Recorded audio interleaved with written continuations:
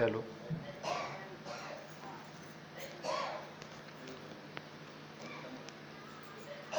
वसुदेवसुतं देवं कंसचाणूरमर्दनं देवकी परमानन्दं कृष्णं वन्दे जगद्गुरुं. गुरुर्ब्रह्मा गुरुर्विष्णु गुरुर्देवो महेश्वरा गुरु साक्षात् परब्रह्म तस्मै श्री गुरवे नमः. नागेन्द्रहाराय त्रिलोचनाय भस्मांगरागाय महेश्वराय नित्याय शुद्धाय दिगंबराय तस्मै नकाराय नमः शिवाय. ब्रह्मानन्दं परमसुखदं केवलं ज्ञानमूर्तिं द्वन्द्वातीतं गगनसदृशं तत्त्वमस्यादिलक्ष्यम् एकं नित्यं विमलमचलं सर्वधी साक्षिभूतं भावातीतं त्रिगुणरहितं सद्गुरुं तं नमामि. मनोनी जानतेने गुरु भजिजे तेने कृतकार्य होईजे. जैसे मूळ सिंचने सहजे शाखा पल्लव संतोषती. मनोनी जानतेने गुरु भजिजे तेने कृतकार्य होईजे. जैसे मूळ सिंचने सहजे शाखा पल्लव संतोषती. प्रस्तुत आज नगरेश्वर मंदिरामध्ये चालत असलेला हा अखंड हरिनाम सप्ताह आणि या सप्ताहामध्ये आजच्या ज्ञानेश्वरी प्रवचन रूपी सेवेसाठी निवडलेली ओवी ज्ञानी यांचे शिरोमणी उपजताची ज्ञानी असणारे ज्ञानोबाराय यांची ओवी पहिल्या अध्यायातील ओवी क्रमांक 25 असून या ओवीद्वारे ज्ञानोबाराय साधकाला गुरुला वंदन करतात आणि गुरुला वंदन करण्याचं महत्त्व विशद करतात. ज्ञानोबाराय म्हणतात, म्हणून जाणतेने गुरु भजिजे. जाणतेने गुरु भजिजे असा शब्द वापरलाय, म्हणजे जाणत्यांनी ज्यास बंध मोक्ष ज्ञानपूर्वक श्री गुरु सामर्थ्याचं ज्ञान आहे अशा सर्व मुमुक्षुनी त्याला म्हणायचं जाणत्यांनी श्री गुरूंची सेवा करावी व त्या सेवेच्या द्वारे गुरुसेवेद्वारे मानवी जीवनाची इति कर्तव्यता रूप असणाऱ्या कृतकृत्यतेस म्हणजे ब्रह्मस्थितीस प्राप्त करावे. कृतकृत्य व्हावे गुरुची सेवा करून. म्हणजे काय व्हावे की ब्रह्मस्थितीस प्राप्त व्हावे, म्हणजे आपल्या जीवनाची कृतकृत्यता होईल. मग ती गुरुसेवेद्वारेच होणार आहे. आणि त्यासाठी त्यांनी दृष्टांत दिलेला आहे की ज्याप्रमाणे झाडाच्या मुळाशी पाणी घातले म्हणजे फांद्या व पाने आपोआप टवटवीत होतात, त्याच पद्धतीनं श्री गुरूंची जर सेवा केली तर माणूस कृतकृत्य होतो, ब्रह्मस्थितीत प्राप्त होतो. अशा पद्धतीची ही ओवी माऊलींनी या ठिकाणी आपल्या गुरूंना वंदन करण्याच्या उद्देशानं, गुरुचं महत्त्व समाजात सांगण्याच्या उद्देशानं ज्ञानेश्वरीच्या प्रारंभीच म्हणजे पहिल्याच अध्यायामध्ये लिहिलेली आहे. तर आज या नगरेश्वर मंदिरामध्ये प्रवचन रूपी सेवेचा योग आला. ब्रह्मीभूत रंगनाथ गुरुजी यांच्या पुण्यस्मरणानिमित्त चालत असलेला हा सप्ताह आहे. रंगनाथ गुरुजी म्हणजे वेदांताचे महामेरू आहेत. वेदांत त्यांनी सांगावा आणि सोप्या भाषेत. नाहीतर असं होतं काही ठिकाणी प्रवचनाला आपण जातो, घरी आल्यास विचारलं काय सांगितलं प्रवचनात, काही समजलं नाही, पण प्रवचन फार छान होतं, काही समजलं नाही. सोप्या भाषेत सांगावं ती हातोटी गुरुजीकडे होती आणि ती त्यांच्याच मार्गाने जाण्याचा आपण प्रयत्न करू. तद्वत सोपी ओवी आपल्या जीवनात यावी. प्रवचनाचा उद्देश आहे की ऐकल्यानंतर त्या पद्धतीनं आपलं आचरण व्हावं, अशा उद्देशानं सांगितलेलं आहे. आपण श्री गुरुविषयी अनेक वेळा ऐकलेलं आहे. परंतु सांगणं वेगळं आणि अनुभव घेणं वेगळं. सांगायला आपण भरपूर सांगतो आणि वास्तविक सांगणारा असं वाटतं, आता मी इथं सांगत आहे, मला असं वाटतं की माझे सगळे लोक ऐकत आहेत, पण हा माझा भ्रम आहे. तुम्ही माझं ऐकत नसतात, तुम्ही स्वतःच्या मनाचं ऐकत असतात. म्हणजे कसं की जे आपल्याला आवश्यक आहे तेवढं आपण घेतो. वास्तविक श्रोत्याची भूमिका तशी नाही. वक्ता आणि श्रोता ह्या दोघांमध्ये ऐक्य पाहिजे, तर त्या ज्ञानाचा उपयोग होतो आणि ते त्याच्या जीवनात येतं. नाहीतर असं होतं, एका ठिकाणी एक मोठे प्राध्यापक लेक्चर द्यायला गेले, म्हणजे व्याख्यान द्यायला गेले, आणि त्यांनी सांगितलं की आईवडिलांची सेवा केली पाहिजे. आणि मग व्याख्यान फार सुंदर दिलं. आईवर वडिलावर त्यांनी भरपूर सांगितल्यानंतर एक माणूस त्यांच्याकडे आला, हसत हसत म्हणाला, प्राध्यापक साहेब, तुमचे आई वडील तुम्ही स्वतः सांभाळत नाहीत आणि लोकांना सांगता. तर त्यावेळेस त्यांनी उत्तर दिलं की मला सांगण्याचे पैसे मिळतात, वागण्याचे थोडेच मिळतात. म्हणजे तद्वत वागावंच असं नाही. म्हणजे ह्याला काय म्हणायचं, दोन्हीची तुम्ही ताटातूट केली, कथनी आणि करणीमध्ये फरक केला. रात्री महाराजांनी अभंग घेतला होता सुंदर. कोणता? ब्रह्मज्ञान बरोबरी सांगे आपण न करी. मग काय उपयोग आहे? म्हणजे तुम्ही आपण आपल्या आचरणात आणावं, अनुभवात हे ज्ञान सिद्ध करावं, आणि जेवढं सिद्ध झालेलं आहे, आपला जेवढा अधिकार आहे तद्वत आपण सांगावं. ही परमार्थाची भूमिका आहे, संप्रदायाची भूमिका. संप्रदायपूर्वक श्रवण सुद्धा संप्रदायपूर्वक असावं. श्रोत्यांना सुद्धा काही नियम आहेत, संप्रदायपूर्वक श्रवण करावं. माता पार्वती आणि भगवान शंकर माता पार्वतीला गुह्य ज्ञान सांगत होते, आणि मत्स्य रूपानं विष्णू ऐकायला आले होते. परंतु संप्रदायपूर्वक श्रवण झालं नाही. पार्वती मातेला झोप लागल्यावर हुंकार कोण देत आहे पाहिलं तर मत्स्य, मासा. मग शंकरांनी सांगितलं की तुम्ही ज्ञान ऐकलं, परंतु ते संप्रदायपूर्वक ऐकलं नाही, तर तुम्हाला पुन्हा जन्म घ्यावा लागेल. मग मच्छिंद्रनाथ रूपानं जन्म घेतला, आणि मग आदिनाथ गुरु सकळ सिद्धांचा, मच्छिंद्र तयाचा मुख्य शिष्य. मग ते ज्ञान सिद्ध करावं लागलं मच्छिंद्राला. मग मच्छिंद्राने बोध गोरक्षाशी केला. पुन्हा गोरक्ष वळला गहिनी प्रती. तेच ज्ञान गहिनी प्रसादे निवृत्ती दातार, आणि ज्ञानदेवासार सुजवली. मग ज्ञानदेवापर्यंत ती ज्ञानगंगा आली. म्हणजे काय की दिलेलं ज्ञान सुद्धा संप्रदायपूर्वक असलं पाहिजे. दुसरं, ज्ञान अधिकार ज्याचा जसा आहे, अधिकार तैसा दावी याला मार्ग, किंवा अधिकार तसा तैसा करू उपदेश. ज्ञान सांगितलं, सांगण्यापेक्षा आचरणात येणं महत्वाचं आहे. मी किती माझी वाणी चांगल्या पद्धतीनं इथं वापरली याला महत्व नाही, तर तो माझा वाङ्मय विलास झाला. परंतु किती लोकांच्या जीवनामध्ये बोध झाला आणि बदल किती झाला याला फार महत्व आहे. मग सोप्या भाषेत सांगणं, म्हणजे गुरुजींच्या भाषेमध्ये एकदम सोप्या भाषेत वेदांत सांगावा, की शेवटच्या अन टू द लास्ट मॅन, शेवटच्या माणसापर्यंत तो कळावा. तशा पद्धतीनं ते ज्ञान आपल्यापर्यंत आलेलं आहे, आणि सोप्या भाषेत सांगितलं पाहिजे. दुसरं, श्री गुरूंचं जे महत्व आहे त्याला त्रिभुवनात उपमा नाही. गुरूंना द्यायला उपमा, काही लोक म्हणतात परिसाची उपमा द्यावी, पण ती सुद्धा कमी आहे. परिस लोखंडाला लावल्यानंतर त्याचं सोनं होतं, परंतु परिसासारखा परिस होत नाही.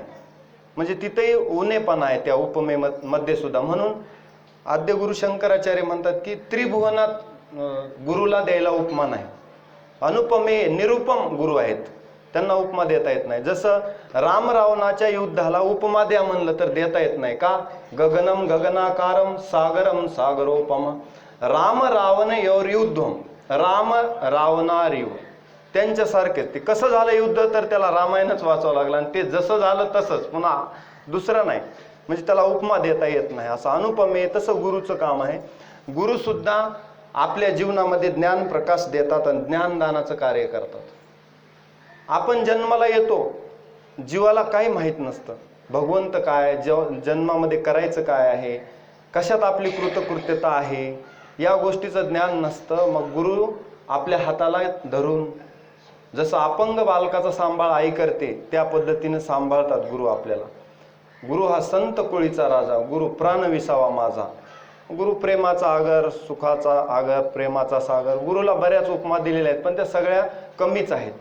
म्हणजे गुरुजी आपल्याला गुरु ज्ञान देतात, आणि ज्ञानदानानं आपलं अज्ञान घालवतात. अज्ञान तिमिरांधस्य, अज्ञान आणि ते अज्ञानाचा अंधार जो आहे आपल्या जीवनात तो घालवतात. ज्ञानांजन शलाकया सांगितलं, ज्ञानांजन आपल्या डोळ्यात घालतात. ज्ञानाचं अंजन दिल्याशिवाय आपल्याला दृष्टी येत नाही. कृष्णांजन एक वेळा डोळा घालिता आढळ, तिमिर दुःख गेले फिटले भ्रांतीचे पडळ, श्री गुरु निवृत्ती राये मार्ग दाविला सोजवळ. अशा पद्धतीचा मार्ग दाखवला. ज्ञानोबा रायल म्हणतात ना, मला निवृत्तीनाथ माझे दादा तेच माझे गुरु, त्यांनी मला मार्ग दाखवला. म्हणजे काय, श्री गुरु ज्ञानदान करतात. आपण अनेक प्रकारचं दान करतो, पण विद्यादान हे सगळ्यात मोठं आहे, श्रेष्ठ आहे. अन्नदान आहे, त्यामध्ये ज्ञानदान का श्रेष्ठ आहे. अन्न दिलं तर क्षणिक तृप्ती मिळेल, तुम्हाला आजच्या पुरती तृप्ती मिळेल, पण ज्ञानदान ते कल्पांतीही सरेना असं असते. कृपादान केले संती, ते कल्पांतीही सरेना, न जोडिले हे न सरे धन, असं न सरणारं धन आपल्याला गुरुजी देत असतात. गुह्य ज्ञान, भरपूर ज्ञान मुक्त हस्तानं देतात. जसं मेघ वर्षाव करतो, वर्षाव करताना तो काही पाहत नाही वर्षाव, तसं ज्ञानाचा वर्षाव शिष्यावर करतात. गुरुचा अनुग्रह घेतल्यानंतर गुरुजी आपल्याला ज्ञान देतात आणि ते ज्ञान दानाचं कार्य करतात, म्हणून श्रेष्ठ आहे. मग त्याला त्या गुरुच्या ऋणातून आपण उतराई होऊ शकत नाही. ज्ञानदान किती श्रेष्ठ आहे भगवान गीतेत सांगतात. नाही ज्ञानेन सदृश्यम पवित्र मिह विद्यते तत्स्वयं योग संसिद्ध कालेनात्मनि विंदते. ते ज्ञान सोपं आहे. म्हणजे ज्ञानदान हे खात्रीला एक, म्हणजे तरुण जाण्यासाठी ज्ञानाशिवाय दुसरा मार्ग नाही. ज्ञानविहीन सर्व मतेन मुक्तीम न भजती जन्मशते. जर शतजन्म जरी घेतले आणि ज्ञान नाही झालं तर मुक्ती मिळत नाही. भक्ती करतो पण ज्ञानोत्तर भक्ती, ज्ञानयुक्त भक्ती पाहिजे. भगवंतावर बौद्धिक प्रेम पाहिजे आणि निस्वार्थ प्रेम अपेक्षित आहे देवाला.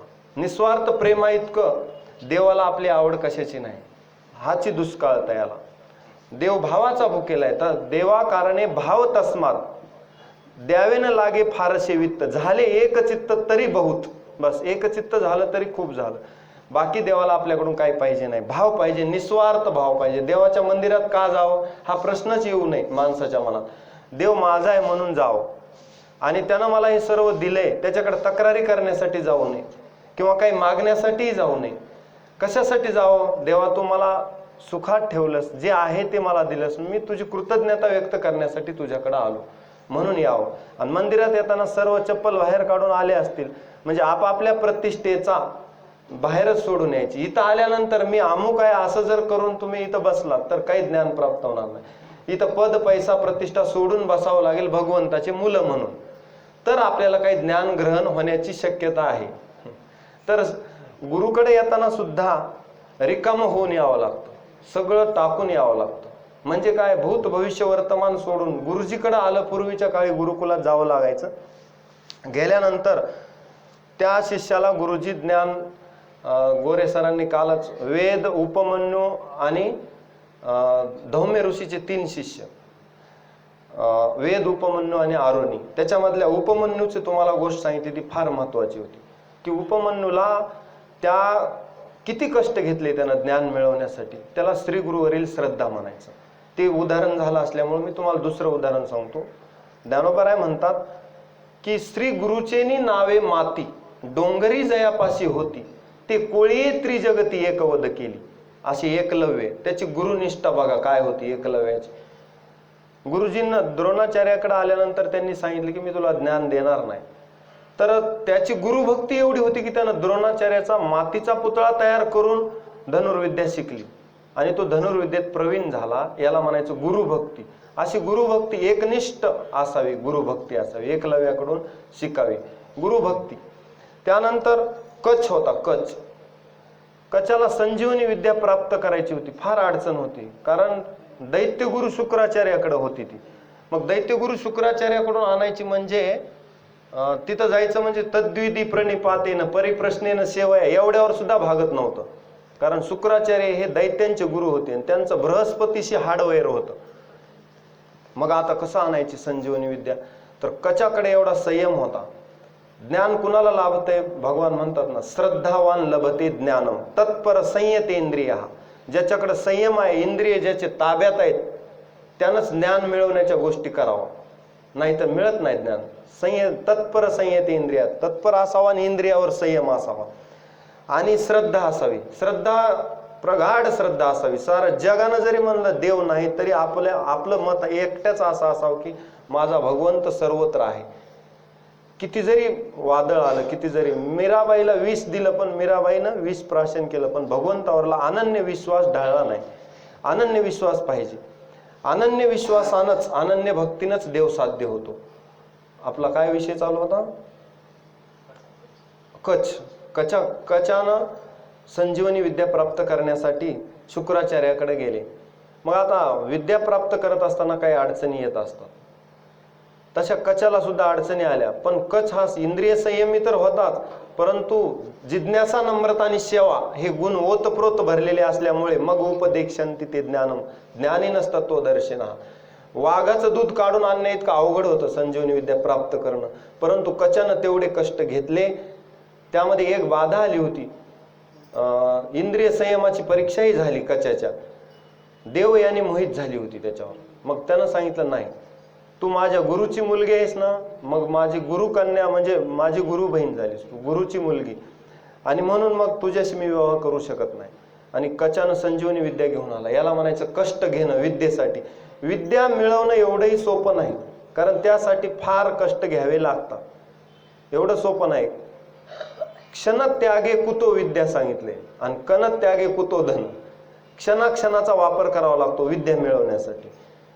आणि आजचे तर विद्यार्थी सगळे हॉस्टेलला आपण पाहतो, माझ्या मुलाला सगळ्या सुविधा आहेत का, आंघोळीला गरम पाणी आहे का, अमुक आहे का, पण सुखार्थीनो कुतो विद्या सांगितलं. आणि विद्यार्थीनो कुत सुखम, विद्यार्थ्याला सुख नाही आणि सुखार्थ्याला विद्या नाही. म्हणून विद्याग्रहणाच्या काळामध्ये कष्टच घ्यावे लागतात, कष्टच घ्यावे लागतात. पहिला जो ब्रह्मचर्य आश्रम आहे, ब्रह्मचर्य आश्रमी घोकावे अक्षरे, त्याच्यामध्ये कष्टच घ्यावे लागतात. कष्ट घेतल्याशिवाय विद्या साध्य नाही. ज्यानं कष्ट घेतले विद्या त्याच्याकडे येते.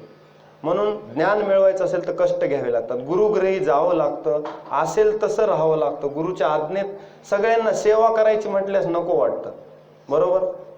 आपण पत्नी करतो, पत्नीनं आपली सेवा करावी अशी आपली अपेक्षा असते, पण आपण गुरु करत नाहीत, कारण गुरुची आपल्याला सेवा करावी लागते. म्हणजे काय की आपली सुखासीन वृत्ती आहे, सुखासीन वृत्ती आहे माणसाची. सेवा करण्याची सेवाभाव नाही, सेवाभाव माणसाकडे असला पाहिजे. सेवाभावानंच माणूस मोठा होत असतो. भगवंताच्या जवळ जाण्यासाठी सेवाभाव पाहिजे. सेवाभावानं माणूस मोठा होत असतो. सेवा हा दारवंटा, बरोबर. ते तर सेवा हा दारवंटा, म्हणजे ज्ञान मिळवण्यासाठी सेवा महत्वाची आहे. तर आपला विषय चालू होता श्री गुरूंचं महत्व. तुम्हाला सांगत होतो की कचानं ती विद्या आणली, प्राप्त केली. आणि त्याच पद्धतीनं कर्णाला सुद्धा अडचणी आल्या विद्या प्राप्त करताना. कर्णानं परशुरामाकडे ज्यावेळेस विद्या प्राप्त करायची होती, कर्णाला फार कष्ट घेतले, फार कष्ट, पण विद्या ग्रहण केली. याला विद्येसाठी घ्यायचे कष्ट सांगावं की तयारी पाहिजे. सहज विद्या प्राप्त होत नाही. मी ब्रह्मवेत्ता झालो असं सहज होत नाही, किंवा मला ब्रह्मज्ञान झालं असं वरून जरी बोललं तरी होत नाही. ब्रह्मज्ञान जरी कळे उठावटी तरी का हिमपुटी वेदशास्त्रे. मग वेदशास्त्र वाचल्याशिवाय होत नाही, होत नाही. आणि ते सहज सोपं नाही, कुणालाही मिळेल का? नाही मिळत. ब्रह्मज्ञान जरी कळे उठावटी तरी का हिमपुटी वेदशास्त्रे. त्यासाठी कष्ट करावे लागतात. कष्ट केल्यानंतर मग ते ब्रह्मज्ञान साध्य होत असतं. आणि अशा पद्धतीचं ज्ञान हे सिद्ध करावं लागतं, असं गुरु ज्ञान देतात. गुरुला आपण उपमा देतो, गुरुर ब्रह्मा गुरुर विष्णू गुरुर देवो महेश्वरा. ब्रह्मदेवाप्रमाणे सद्गुणाचा निर्माता असला पाहिजे गुरु. त्याचबरोबर विष्णूप्रमाणे सद्वृत्तीचा पालक असला पाहिजे. महेशाप्रमाणे दुर्गुण दुर्वृत्तीचा निवर्तक असला पाहिजे. ते काढून टाकता आलं पाहिजे. गुरु हा अग्निसारखा असतो, मर्यादा राखणाऱ्याला उब देतो, पण मर्यादा तोडणाऱ्याला भस्म करतो. असं गुरुची ताकद असते. म्हणजे गुरुकडे जाताना सेवा, नम्रता, जिज्ञासा या गुणाद्वारेच तुम्हाला ते ज्ञान देतील. उपदेक्षन्ति ते ज्ञानम, ज्ञानी नसतत्व दर्शन. कारण गुरु ते तर ज्ञान, ज्ञानी आत्मदर्शन, दर्शनी समाधान आथी जैसे. मग दुसरं महत्वाचं आहे, गुरु हा आपल्याला आपल्या जीवनामध्ये येणाऱ्या संकटांना धैर्यानं तोंड कसं द्यायचं हे शिकवत असतात. म्हणजे काय, गुरु धैर्याचा डोंगर एका ठिकाणी सांगितलं. धैर्य कधीच त्यांचं धैर्य डळमळत नाही, सुखदुःखात नाही, काही नाही. स्थितप्रज्ञ असतात गुरु. स्थितप्रज्ञाचे लक्षण, त्यांना कशाची बाधा होत नाही. दुःखेषु अनुद्विग्न मना सुखेषु विगत स्पृहा. त्यांच्यासाठी सुख दुःख हे देहाच्या या प्रारब्ध कर्मानुसार येणाऱ्या सुख दुःखाला ते मानतच नाहीत. पहिलं तर ते देहावर नसतात, देहीच विदेही भोगू दशा. कारण ते ब्रह्मानंदी लागली टाळीन मग कोण देहा ते सांभाळे अशी त्यांची अवस्था असते. असे विदेही गुरु असतात की त्यांना या जगाचं फक्त कल्याण करायचं असतं, जगाच्या कल्याणा संताच्या विभूती आणि शिष्याचा उद्धार हा एकमेव हेतू असतो. आज गुरु करतो आपण, पण गुरुचा हेतू बदलला. शिष्य वित्तोपहारका, गुरु कसे झाले? शिष्याचं वित्त हरण करणारे. पण एखादाच गुरु जीवनात भेटतो तो शिष्य चित्तोपहारका, शिष्याचं चित्त हरण करतो. असा गुरु भेटावा फार दुर्मिळ आहे, दुष्कर आहे. गुरु मिळणं एवढं सोपं नाही. फक्त आपण कामना करू शकतो भगवंतापाशी, भगवंता मला अशा गुरुची भेट जीवनामध्ये घाल. मग तो भगवंत आपणची देव होय गुरु कधी ना कधी तुमची भेट घालून देईल. परंतु जोपर्यंत गुरुची भेट होत नाही तोपर्यंत तळमळ लागली पाहिजे एकनाथासारखी. एकनाथांना तळमळ लागली. गुरु पुढचं ज्ञान कोण देणार? कारण एकनाथ महाराज गुरुच्या शोधात होते. मग त्यांना जनार्दन स्वामीकडे जावं लागलं आणि जनार्दन स्वामींनी त्यांना ते ज्ञान दिलं. मग त्यांची तृप्ती झाली. सहज तृप्ती होत नाही आणि ते ज्ञान त्यांनी पोचवलं आणि ते समाजासाठी वापरलं. मिळालेलं ज्ञान त्याचा उपयोग समाजासाठी केला. ज्ञान त्यांनी अधिकार बघून यांना ज्ञान दिलं. काही काही लोकांना ज्ञान जरी दिलं तरी ते पचत नाही, ते अंगावर फुटतं. का पचत नाही? अधिकार नसतो एक. आणि पचत नाही. न पचलेलं अन्न जसं दुर्गंधी निर्माण करतं तसं न पचलेलं ज्ञान तर फार दुर्गंधी निर्माण करतं. मग त्याला वाटतं माझ्यासारखा ज्ञानी कोणी नाही. वास्तविक आदजेल गगरी छलकत जाय तसं असतं त्याचं. अर्धवट ज्ञानी असतो परंतु त्याला वाटतं मी सांगावं माझं सर्व न्याय ऐकावं. मी एक सर्वज्ञ आहे या जगात, दुसरा कोणी नाही आणि सर्वांनी माझंच ऐकावं. अशा पद्धतीचा अभिमान त्याच्या मागे लागतो. अभिमान त्याच्या मागे लागतो. म्हणून भक्ती प्रेमाविना ज्ञान नको देवा, अभिमान नित्य नवा तया माझी. त्याच्या मागा अभिमान लागतो म्हणून ते नको. अशा पद्धतीनं आता इथं ज्ञानोबाराय म्हणतात मग आपल्या जीवनामध्ये जे शहाणे लोक आहेत, शहाणे लोक म्हणजे जाणते लोक, ज्यांना काही जीवनामध्ये आपल्या जीवनाची कृतकृत्यता करायची आहे, इच्छा आहे की आपलं जीवन सार्थक व्हावं अशी तीव्र इच्छा पाहिजे. तीव्र इच्छा. जसं ऑक्सिजन शिवाय आपण राहू शकत नाहीत. नाक दाबलेल्या मनुष्याला जितक्या तीव्रतेनं उघडावं वाटतं तितक्या तीव्र इच्छा झाली पाहिजे भगवत प्राप्तीची. तेवढी तीव्र इच्छा ज्याला आहे तो जाणताय, तो शहाणा आहे. तुका म्हणे सोपे आहे सर्वाहुनी पण शहाणा तो धनी घेतो. असे शहाणा पाहिजे म्हणजे जाणता पाहिजे. मग जाणतेने गुरु भजीचे ज्ञानोबाराय म्हणतात की ज्याला अशी इच्छा आहे भगवत प्राप्तीची त्यानं गुरुकडे जावं, गुरुची सेवा करावी. कशासाठी? गुरु त्याला आत्मसाक्षात्कार करून देतील, त्याची देह तादात्म्य वृत्ती घालवतील. म्हणजे हा देह म्हणजे मी अशी जी त्याची भावना आहे नंतर त्याला कळायला लागेल की हा देह म्हणजे मी नाही तर मी चिदानंद रूप शिवोहम शिवोहम. मी तर चिदानंद रूप आहे, मी ब्रह्म आहे म्हणजे अहम ब्रह्मास्मी या वृत्तीला तो जाईल. तर या वृत्तीला जाण्यासाठी मग गुरु त्याला मदत करतात, गुरु त्याला घेऊन जातात. कसं असतं गुरु आपला हात पकडून घेऊन जात असतात, शिष्याची काळजी घेतात आणि त्याला ते अनुभव प्राप्त करून देतात. त्याच्या जीवनामध्ये अहम ब्रह्मास्मीची अनुभूती यावी लागते मग तो ते ज्ञान सिद्ध होत असतं. तसं गुरु देह तादात्म्य घालवतात, आत्मसाक्षात्कार करून देतात आणि स्वस्वरूपाची ओळख करून देतात, स्वतःचं स्वरूप. जसं एका जंगलामध्ये एक सिंह असतो आणि त्याचा सिंहाचा छावा, सिंहाचं पिल्लू एका मेंढ्याच्या कळपामध्ये जातं. गेल्यानंतर काही दिवसांनी ते त्या मेंढरासारखंच वागायला लागतं. तो मी सिंह आहे याचा त्याला विसर पडतो. मग एक दिवशी सिंह पाहतो छावा तर आपला आहे, सिंहाचा छावा आहे, बकऱ्यासारखा बे करत आहे. काय आहे? कारण संगत मेंढ्याची लागली ना, मेंढरांच्या संगतीत राहिला. मग सिंहानं त्याला जवळ घेतलं आणि सांगितलं तू घाबरू नको, तू माझा मुलगा आहेस, छावा आहेस. आणि त्याला जवळ एका विहिरीजवळ नेलं आणि सांगितलं बघ तू माझ्यासारखा दिसतोस ना, दिसतो. तू माझ्यासारखी डरकाळी फोडू शकतोस, तू मेंढरासारखं ओरडू नको, तुझी डरकाळी मोठी आहे त्यांच्यापेक्षा. मग त्याला शिकवलं, मग त्याला आत्मविश्वास झाला की आपण सिंह आहेत, आपण मेंढरू नाहीत. तसं गुरु त्याला शिष्याला कळवून देतात की तू सिंह आहेस, तू ब्रह्म आहेस आणि तुला आत्मस्वरूपाची विस्मृती झाली. विस्मृती म्हणजे काय? विसर पडला. मग परत त्याला ती स्मृती देतात गुरु. मग त्याच्या लक्षात येते की मी वासुदेव सर्व तत्वता, मी वासुदेव आहे, मी देव आहे मी चिदानंद रूप शिवोहम शिवोहम, मी परब्रह्म स्वरूप आहे, मी आनंद स्वरूप आहे, याची ज्यावेळेस त्याला अनुभूती येईल, मग त्या अनुभूतीसाठी गुरुकडे जावं लागतं. आपल्याला वाटतं गुरुकडे जाऊन काय मिळणार आहे, तर गुरु ही अनुभूती करून देतात. ही अनुभूती दुसऱ्याजवळ मिळत नाही, बाजारात मिळत नाही, कुठंच मिळत नाही, गुरुकडेच जावं लागतं. म्हणून जाणतेने गुरु भजीचे, म्हणून जाणतेने गुरु भजीचे, गुरुकडेच जावं लागतं. मग जन्मात काय योग्य काय अयोग्य, काय सार काय आसार, नित्य काय अनित्य काय, विवेक काय अविवेक काय, ह्या सगळ्या गोष्टी गुरुकडून निवडून घ्याव्या लागतात. जसं दूध आणि पाणी एकत्र केलेलं आहे, पण राजहंस काय करतो, दोन्ही वेगवेगळं करतो, वेगवेगळं, दुधाचं दूध वेगळं करतो, पाणी वेगळं करतो. तसं गुरु निवडून देत असतो, सार काय आसार काय, हे तुझ्यासाठी घातक आहे, हे तुझ्यासाठी योग्य आहे, साधना करताना अशी कर, म्हणजे पदोपदी मार्गदर्शन करतात गुरु. मग असा मार्गदर्शक गुरु जीवनात भेटला पाहिजे. आता काही शास्त्रामध्ये गुरुचे अनेक प्रकार केले आहेत, त्याच्यात मार्गदर्शक गुरु आहेत जे मार्गदर्शन जीवनाला योग्य करतात त्या मार्गाने जाण्यासाठी. काही पृच्छक गुरु आहेत, शिष्यालाच प्रश्न विचारतात आणि योग्य उत्तराचा संकेत देतात. काही चंदन गुरु आहेत, आपल्या सहवासात आल्यानंतर त्याला चंदनाप्रमाणे सुगंधित करतात, त्याचं जीवन सुगंधित करतात. त्याचबरोबर काही क्रोंच गुरु असा एक गुरुचा प्रकार. क्रोंच पक्षाची मादी, तिचं वैशिष्ट्य असं आहे की ती 6 महिने बाहेर राहिली तरी दुरूनच पिल्लांचं पोषण करते, नुसत्या स्मरण मात्रे. तसं काही गुरूंचं स्मरण मात्रानं शिष्याचा उद्धार करतात. काही स्पर्श गुरु आहेत, काही चंदन गुरु, काही कुर्म गुरु, कासवीसारखी प्रेमळ दृष्टीनं शिष्याचं पोषण करतात.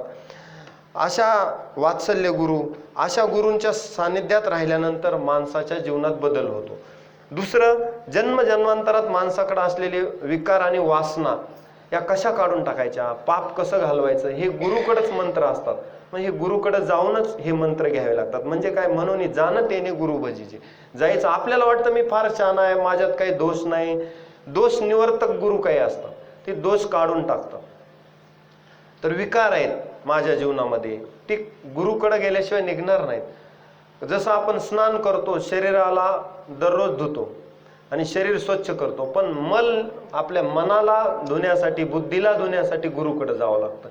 नित्य स्वाध्याय करावा लागतो, वेदांचा उपनिषदांचा अभ्यास करावा लागतो, गुरुकडे जाऊन ते ज्ञान प्राप्त करावं लागतं आणि वारंवार हे ऐकावं लागतं. सततम कीर्तयंतो माम, सततही कीर्तयंतो माम, सतत सतत ते ऐकावं लागतं. सतू दीर्घकाल नैरंतर सत्कारा सेवितो दृढभूमी, निरंतर करावं लागतं आणि दृढतेनं करावं लागतं. खूप दिवस. साधना ही 1-2 दिवसाची नसते, तर बहुनाम जन्माना म्हणते, अनेक जन्मजन्मांतरात साधना करावी लागते. तेव्हा कधी एखाद्या जन्मात भगवंताची प्राप्ती होत असते. मग गुरुजी हे आपल्याला ज्ञान देतात. म्हणून गुरु प्रत्येकाच्या जीवनामध्ये गुरुचं स्थान हे महत्वाचं आहे. कारण तिथं गेल्याशिवाय, जसं डॉक्टरकडे गेल्यावर रोगाचं औषध मिळतं आणि रोग बरा होतो, तसं गुरुकडे गेल्यावर मनाला लागलेले रोग, बुद्धीला लागलेले रोग, आत्म्याला लागलेले रोग हे सर्व नष्ट होण्याचं औषध गुरुकडेच असतं, दुसरीकडे नाही. म्हणून जाणतेने गुरु भजीचे, म्हणून गुरुची सेवा केली पाहिजे. त्या सेवेमध्ये तुम्हाला गुरु केल्यानंतर ते ज्ञान प्राप्त होत असतं. मग असं ज्ञान मिळवण्यासाठी आपली कष्ट करण्याची तयारी पाहिजे. त्याचबरोबर काही जण म्हणतील गुरुकडे गेल्यानंतर आम्हाला ज्ञान प्राप्त होईलच आणि आमचा उद्धार होईलच. तर होणारच, परंतु तुम्हाला साधना तितकं दीर्घकाल तुमचा विश्वास पाहिजे तेवढा, त्यानंतर होते. वासना नष्ट होती गुरुकडे गेल्यास, आपली वासना नष्ट होती. एक माणूस फुल विकत बसला होता, फुल विक्रेता, आणि अचानक एकदम त्याच्याकडं ग्राहकांची रांग लागली. तो म्हणला, आज एवढे फुलं, आज कोण, काय गावामध्ये मोठा महात्मा व्यक्ती येणार आहे का? तिथं येणार होते शंकराचार्य. सगळेजण त्यांना फुलं देण्यासाठी रांगेत थांबले होते. तो फुलवाला त्याच्याकडं मोजकीच फुलं आणि रांग जास्त बघून त्यानं फुलाचा भाव वाढवला. मग वाढवल्यावर तरी सुद्धा लोकांचा, आता शेवटच्या एका व्यक्तीला फुल भेटलं नाही. तो म्हणतो, मी याला 500 रुपयाला फुल द्यायलो तरी हा घेत आहे, म्हणजे नक्कीच आज ह्या फुलाची किंमत या 500 पेक्षा जास्त आहे. कारण का, जे व्यापारी असतात त्यांना नफा दिसतो. मग तो म्हणतो, हे फुल आपण आपल्याकडे ठेवू, याला नाही द्यायचं आता, कारण याची किंमत आपल्याला जास्त मिळेल. म्हणून तो त्या दर्शनाच्या रांगेला उभा राहतो. तिथं समोर शंकराचार्य, त्याला वाटलं की या 500 रुपयापासून आपल्याला आणखी फायदा होईल. मग गेल्यानंतर वासना कशी जाते, गुरूंना नुसतं पाहिलं तरी, हे सांगत आहे मी. मग गेल्यावर शंकराचार्याच्या समोर जेव्हा तो फुल विक्रेता उभा राहिला, तेव्हा या फुलाची काही किंमत त्यांच्याकडून मागावी किंवा आपण हे फुल 1000-2000 रुपये मिळवण्यासाठी ठेवलं होतं, ही वासनाच त्याची नष्ट झाली. नुसतं पाहिलं तरी, नुसतं पाहिलं, इतकी म्हणजे प्रेमळ नजर आणि शंकराचार्यांचं ते तेजस्वी दिसणं, तो विसरून गेला, वासना विरून जाते. तसं वासना नष्ट होतात. नुसतं पाहिलं तर गुरुच्या सानिध्यात राहिल्यास चंदनाप्रमाणे आपलं जीवन सुगंधित होत असतं, कारण ते चंदनासारखं झिजत असतात आणि सुगंध आपल्याला मिळतो. वास्तविक गुरु स्वतः खडतर तपश्चर्या करतात आणि फळ शिष्याला देतात.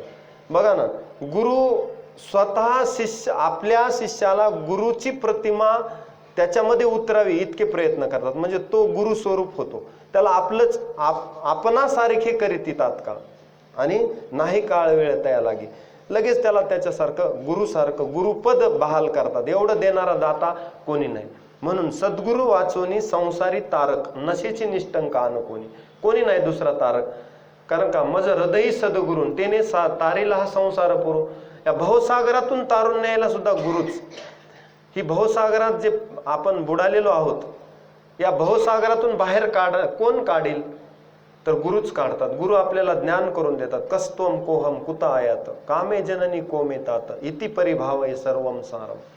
ते विचार करायला लावतात की तू कोण आहेस, कशासाठी आलास, जन्म कशासाठी आहे, तुला एक दिवस जायचंय, मग तुला ह्या जन्मात येऊन काय कार्य करायचे ज्याच्यामुळे तू महान बनशील, असं गुरु त्याच्या जीवनात ध्येय देतात. आपण आता जगतो, आपल्याला फार ध्येय आहे का? आपलं ध्येय वेगळं, उद्दिष्ट वेगळं. आपलं उद्दिष्ट असतं शिक्षण घ्यावं, नोकरी लागावी, पत्नी मुलं बाळ पुन्हा नातू पंतू त्यांना नोकरी लागावी, म्हातार व्हावं, मरावं, बस संपले आपले उद्दिष्ट. याच्या पलीकडे आपण काय विचार कधी केला नाही. आपली बुद्धी याच्या पलीकडे जात नाही. म्हणून ज्ञानोबा म्हणतात दिसो परत तो डोळा, याच्या जरा पलीकडलं दिसावं लोकांना, म्हणजे भगवंत दिसावा. एवढ्यात कृतकृत्यता नाही जीवनाची. एखादा माणूस म्हणेल बस झालं गुरुजी, आता माझं सगळं कृतकृत्य झालो, मी हे झालो, पण संसारात झालो, व्यवहारात झालो, परमार्थात नाही. परमार्थात भाग्य हे नाही. परमार्थात भाग्यवान कोण? भाग्यवान त्याला म्हणायचं शरण गेले पंढरीराया. भाग्यवंत मनोजया शरण गेले पंढरीराया, ते भाग्यवंत. भाग्य तरी नव्हे धनपुत्र दारा निकट वासवरा संतापाई.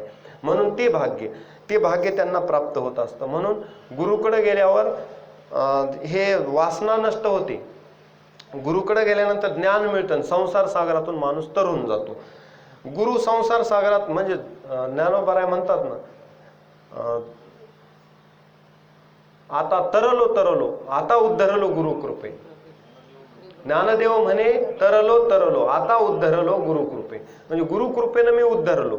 तसं उद्धार आपला व्हायचा असेल तर गुरुकृपा व्हावी लागते. म्हणून गुरुचं हे महत्व आहे. आता तुम्हाला वाटेल गुरुचं एवढं महत्व सांगितलं, स्वतः देवाला सुद्धा गुरु करावं लागलं. भगवान श्रीकृष्ण काय नेनते होते का? आता जाणतेने शब्द सांगालो मी, जाणतेने म्हणजे नेन तेने करू नये का? म्हणजे जाणीव नेणीव भगवंती नाही. हरी उच्चारणी पाहि मोक्ष सदा.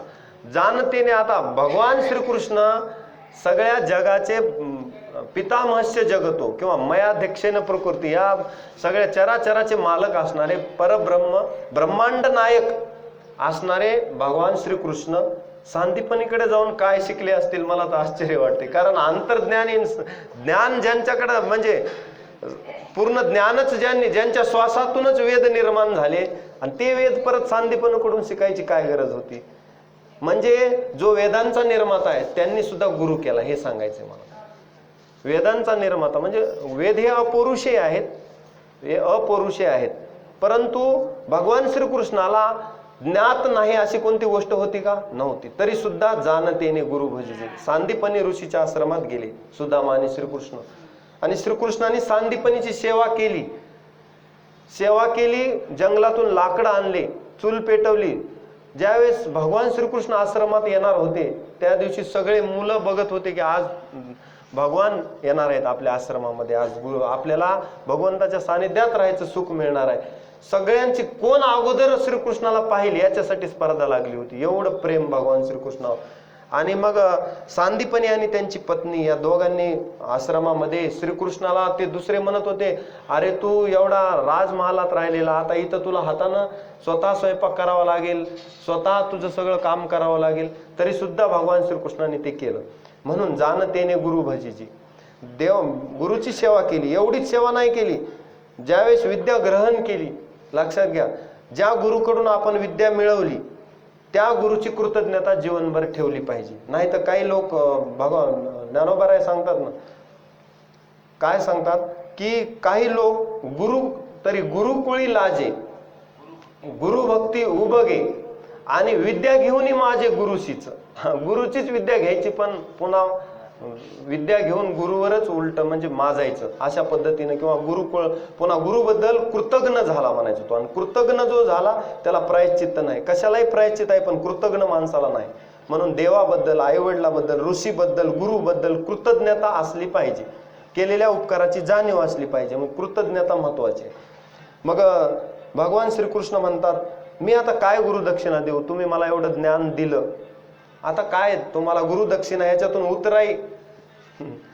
उतराई काय काय उतराई व्हावे तया गुणे, जन्मानाही येणे ऐशी केले, एवढं तुम्ही मला ज्ञान दिलं, आता काय करू. त्यावेळेस पत्नीच्या, ऋषी पत्नीच्या डोळ्यात म्हणजे सांदीपनीच्या पत्नीच्या डोळ्यात अश्रू आले. त्यांनी सांगितलं, कृष्णा, आमचा एक मुलगा राक्षसानं नेलेला आहे, तेवढा जर आणून दिलास तर तू आमची गुरुदक्षिणा आम्हाला प्राप्त झाली.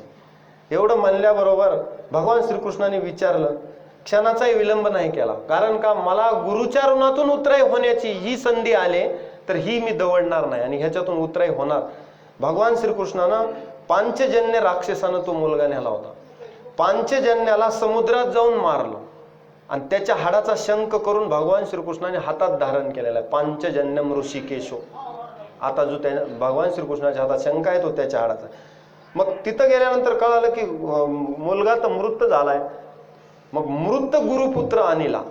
भगवान श्रीकृष्णाने तो गुरुपुत्र परत आणून दिला सांदीपनीला आणि त्या गुरुच्या ऋणातून उतराई झाली. असं गुरुचं ऋण आपण उतराई होण्याचा प्रयत्न केला पाहिजे. म्हणून भगवान श्रीकृष्णाने तर गुरुची उपासना एवढ्या पद्धत म्हणजे गुरुच्या ऋणातून उतराई झाले, मृत गुरुपुत्र आणून दिला सांदीपनीला.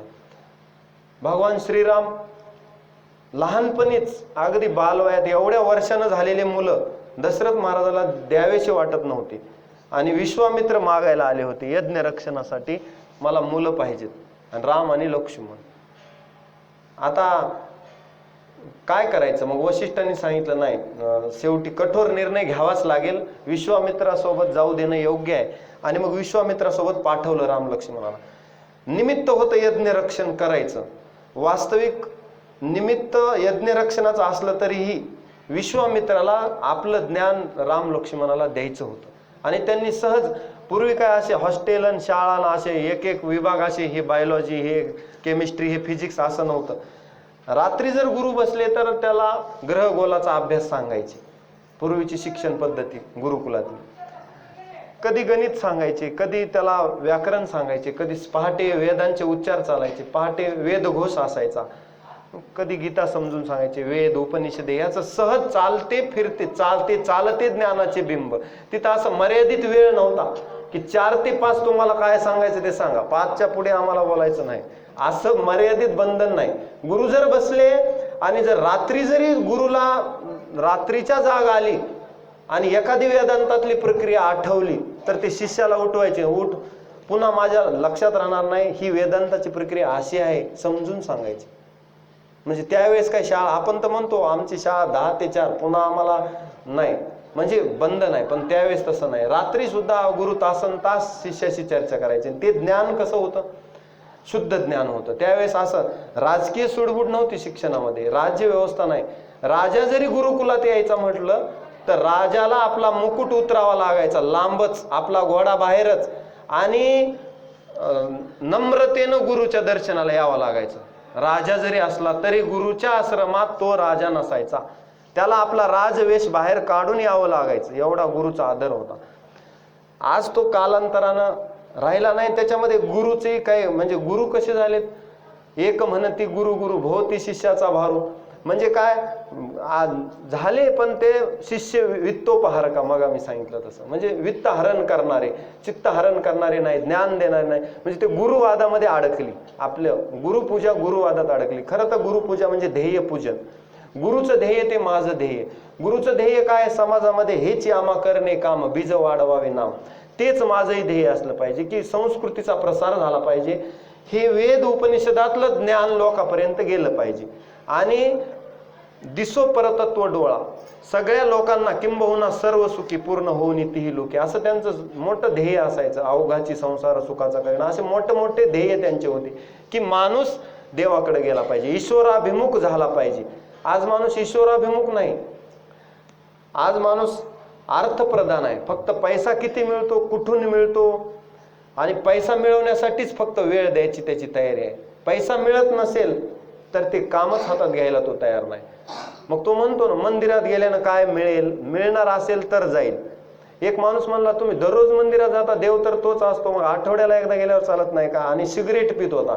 मी म्हणालो तुम्हाला सिगारेट पिल्यामुळं काय होतं, तुम्ही रोजच सिगारेट पिता.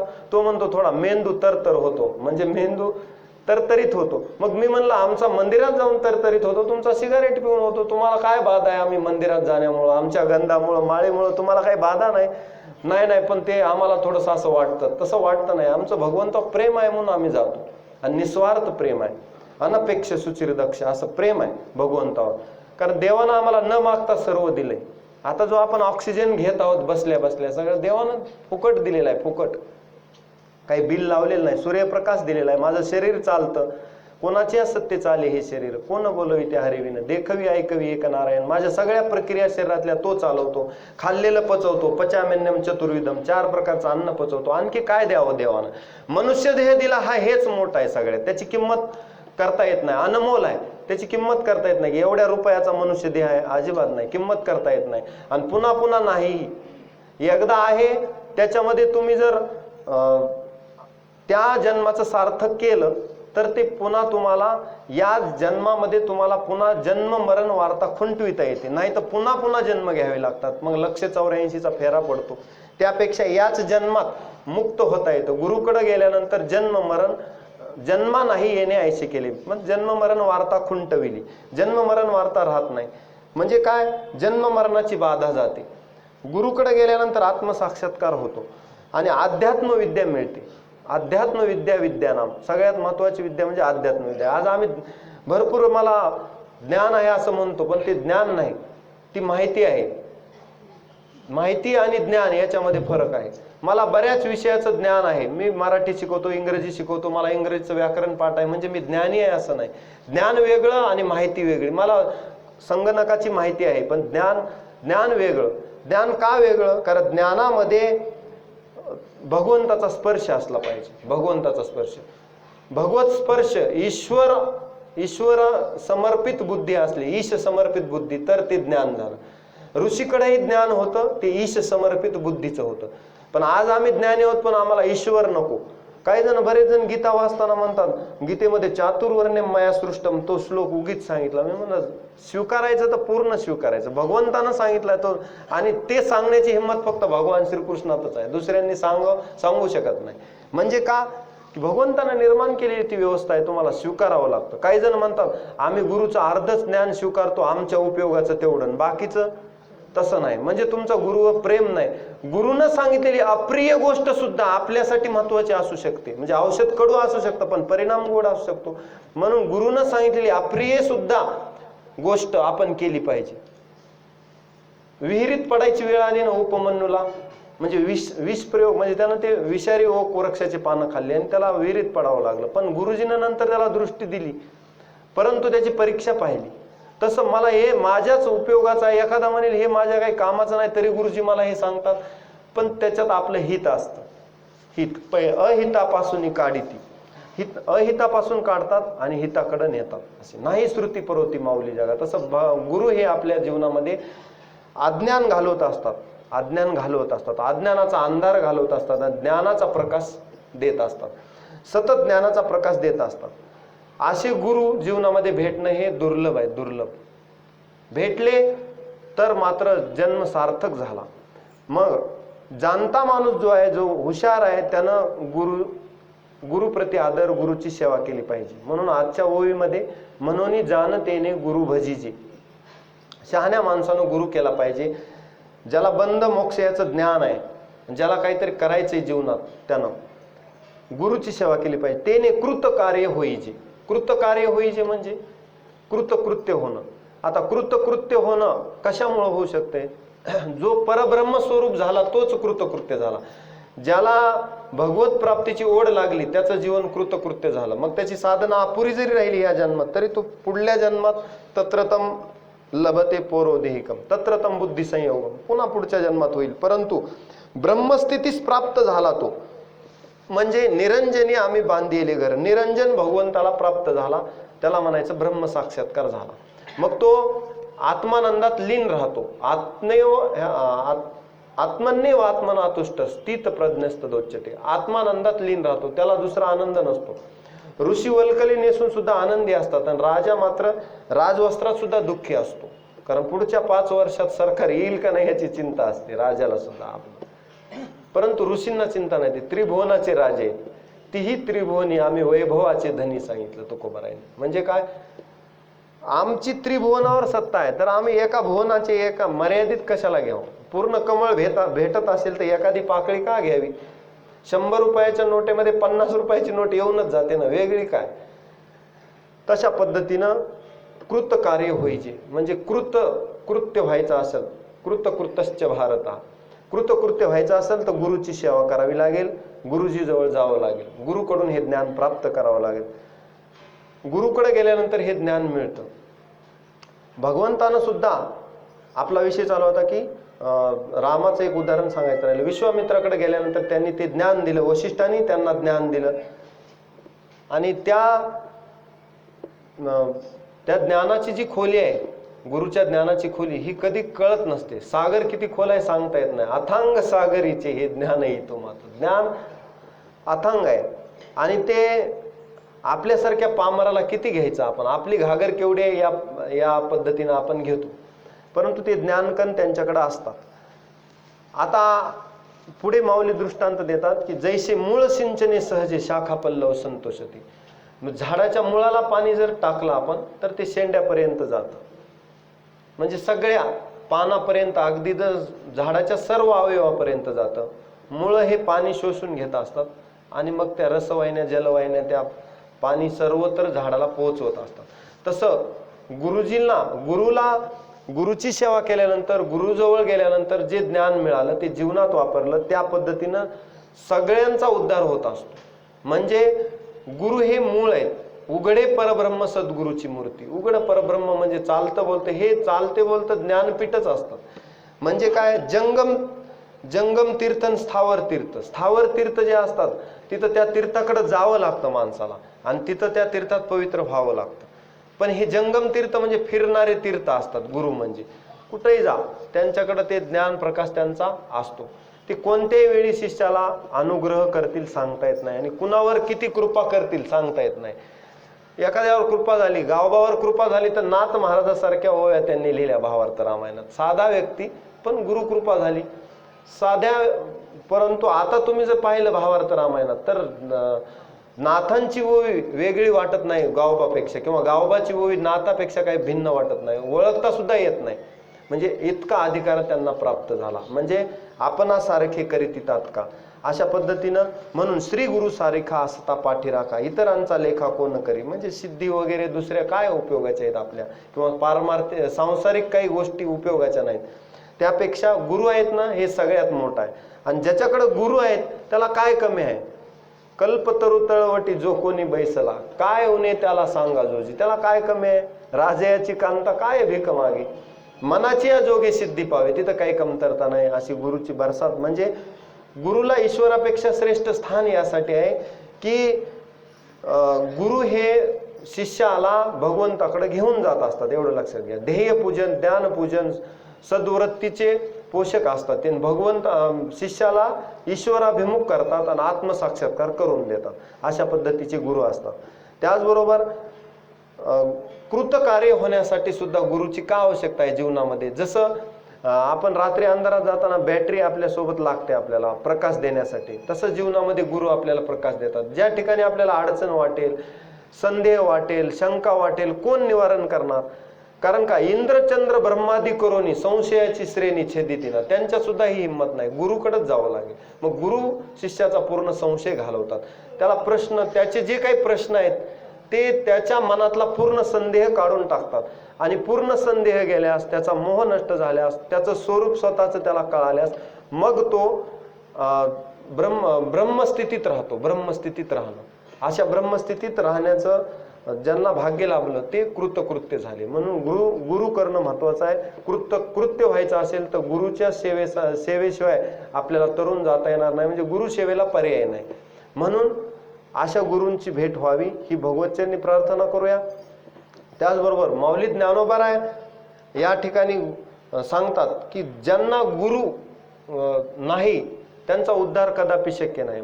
नामदेवराय देवाच्या जवळ राहायचे, परंतु एकदा संत सभेमध्ये नामदेवरायाचं मडकं कच्चं ठरवलं गेलं आणि मग ते राग देवाकडे आले, पांडुरंगाकडे आले आणि विचारलं, मी कसं काय कच्चा?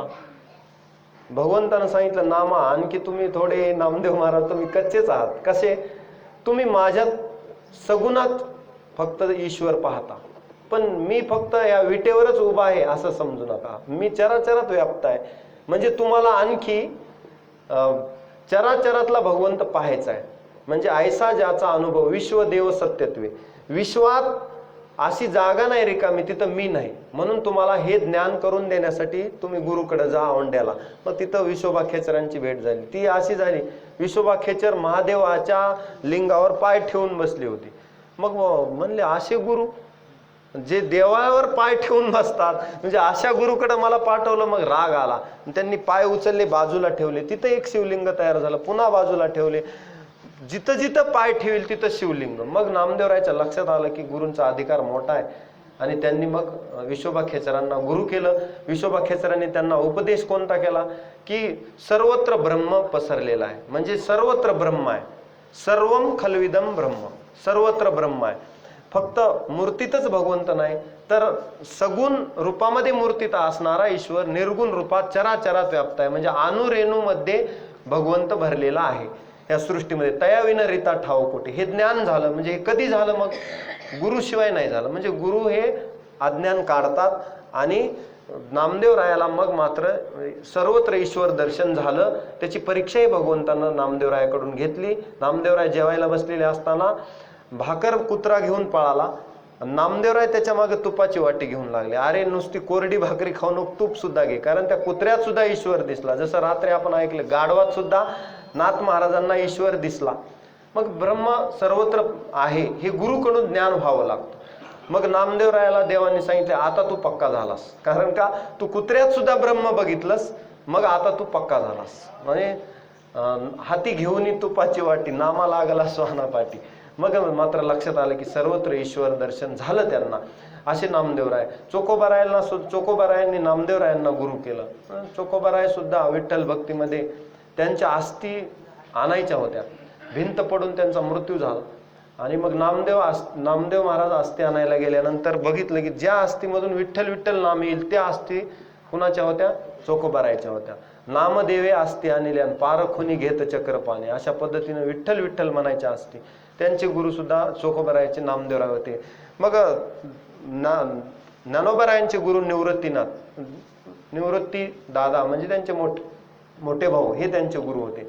त्याचबरोबर संतांच्या मांदियाळीमध्ये सर्वांनी गुरु केलेले आहेत. मग तुकोबारायला मात्र थोडंसं स्वप्नामध्ये दृष्टांत झाला. बाबाजी आपुले सांगितले ना, मंत्र दिला रामकृष्ण हरी. सत्य गुरु राय कृपा म्हणजे केली. म्हणजे काय? स्वप्नात येऊन दृष्टांत दिला आणि गुरु त्यांनी केला. म्हणजे काय? स्वप्नात गुरुनं ज्ञान दिलं. बाबाजी चैतन्य जे आहेत ते या चैतन्य परंपरेमधले आहेत. म्हणजे काय? मुख्य महाविष्णू चैतन्याचे मूळ, संप्रदाय सकळ येथून या. पुन्हा तेच ज्ञान हंसरूपी ब्रह्मा उपदेशी श्रीहरी आणि चतुश्लोकचारी भागवत. ते गुज विधाता सांगे नारदासी, नारदे व्यासासी उपदिशेले. पुन्हा व्यासांनी केशव चैतन्य, राघव चैतन्य आणि बाबाजी चैतन्य, तुकोबाराय पासून पुन्हा निळोबाराय अशा पद्धतीनं ही गुरु परंपरा आलेली आहे. आणि आदिनाथ गुरु सकळ सिद्धांचा ही एक गुरु परंपरा. म्हणजे काय? गुरुला महत्व आहे अनन्यसाधारण.